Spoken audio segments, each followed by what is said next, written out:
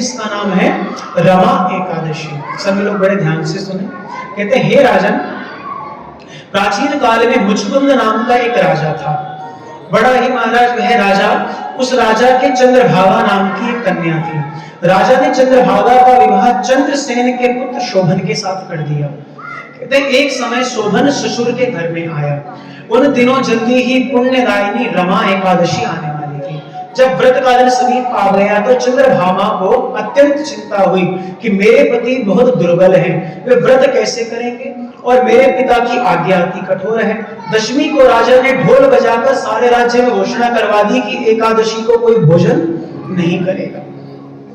घोषणा सुनते ही शोभन को अत्यंत चिंता हुई और उसने अपनी पत्नी से कहा, हे प्रिय, अब क्या करना चाहिए? मैं तो किसी प्रकार भी भूख सहन नहीं कर सकूंगा, ऐसा उपाय बताओ जिससे मेरा जो ये कष्ट है मैं इससे बच जाऊं, अन्यथा मेरे प्राण निकल जाएंगे। चंद्रभागा कहने लगी, स्वामी, मेरे पिता के राज्य में एकादशी के दिन कोई भी भोजन नहीं करता। पूर्व में ऐसे भी धर्मात्मा राजा हुए हैं जिनके संपूर्ण राज्य में कोई व्रत, जिस दिन एकादशी का व्रत होता था, कोई अन्न ग्रहण नहीं करता था। कहते यहाँ तक कि हाथी, घोड़ा, गौ आदि भी तृण अन्न, जल आदि ग्रहण नहीं करते। कहते फिर मनुष्य तो कैसे ही कर सकता है? यदि आप भोजन करना चाहते हैं तो एक काम करो, किसी दूसरे स्थान पर चले जाइए। यदि आप यहाँ रहना चाहते हैं तो एकादशी का व्रत करना पड़ेगा। ऐसा सुनकर शोभन कहने लगा, हे प्रिय, मैं व्रत अवश्य करूंगा, जो भाग्य में होगा वह देखा जाएगा। ऐसा विचार कर उसने व्रत रख लिया और वह भूख व प्यास से अत्यंत पीड़ित होने लगा। जब सूर्य नारायण अस्त हो गए, रात्रि के जागरण का समय आ गया, वह शोभन अत्यंत दुखदायी प्रतीत हुआ। प्रातः काल होते ही शोभन के भैया क्या हुआ, प्राण निकल गए।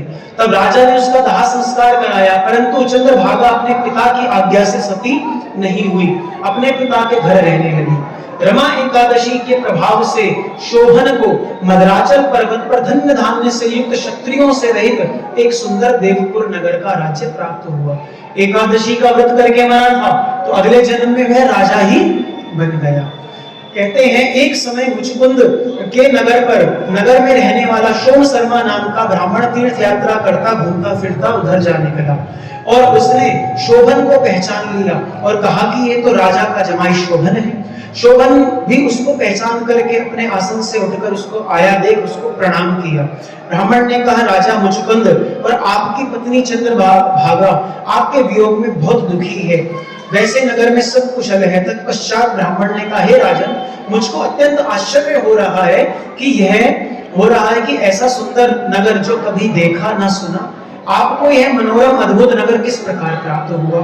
तो वह शोभन, जो वह व्यक्ति था, वह कहता है कि कार्तिक मास के कृष्ण पक्ष की रमा एकादशी का व्रत करने से मुझे यह पुण्य प्राप्त हुआ है। कहते मैंने इस व्रत को श्रद्धा पूर्वक होकर करा है, जिससे मुझे यह प्राप्त हुआ है। ऐसा सुनकर ब्राह्मण ने अपने नगर में लौटकर चंद्रभागा से सब वृत्तांत कहा, जो उसकी पत्नी थी ना शोभन की, उससे सब कुछ कहा कि आज मैं तेरे पति से मिला हूं, सब कुछ बताया। ब्राह्मण कहने लगे, हे पुत्री, मैंने मद्राचल के समीप तुम्हारे पति को देखा और जितनी बात सी सब बताई। तो चंद्रभागा कहने लगी, हे विप्र, तुम मुझको वहां पर ले चलो, मुझे पति देव के दर्शन की तीव्र इच्छा है। मैं अपने किए हुए पुण्य से उस नगर को स्थिर बनाने का प्रयत्न करूंगी। सोम शर्मा यह बात सुनकर चंद्रभागा को साथ लेकर मद्राचल पर्वत के समीप वामदेव ऋषि के आश्रम में गया। वामदेव ऋषि ने उनकी यह बात सुनकर वेद मंत्रों का उच्चारण से चंद्रभागा का अभिषेक किया। तब ऋषि के मंत्र के प्रभाव से और एकादशी के व्रत से चंद्रभागा का शरीर दिव्य स्वरूप में हो गया। इसके बाद वह बड़ी प्रसन्नता से अपने पति के समीप गई।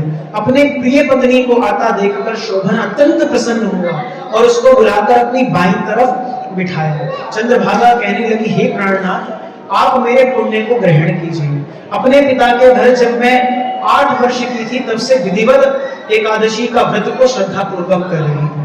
मेरे इस पुण्य के प्रभाव से आपका यह नगर प्रलय के अंत में भी स्थिर रहेगा। तो चंद्रभागा ने उसी क्षण भगवान विष्णु का ध्यान किया और प्रार्थना की कि एकादशी के समस्त पुण्य मेरे पति के मनोरथ को पूर्ण हो जाए। तब प्रसिद्ध देवपुर जो नगर था वह स्थिर हो गया। भगवान कहते हैं, हे राजन, मैंने ये रमा एकादशी का महात्म्य कहा है। यह एकादशी चिंतामणि एवं कामधेनु के समान है। जो भी इसको सुनते या पढ़ते हैं वह समस्त पापों से महाराज उनको मुक्ति प्राप्त हो जाती है। तो श्री रमा एकादशी की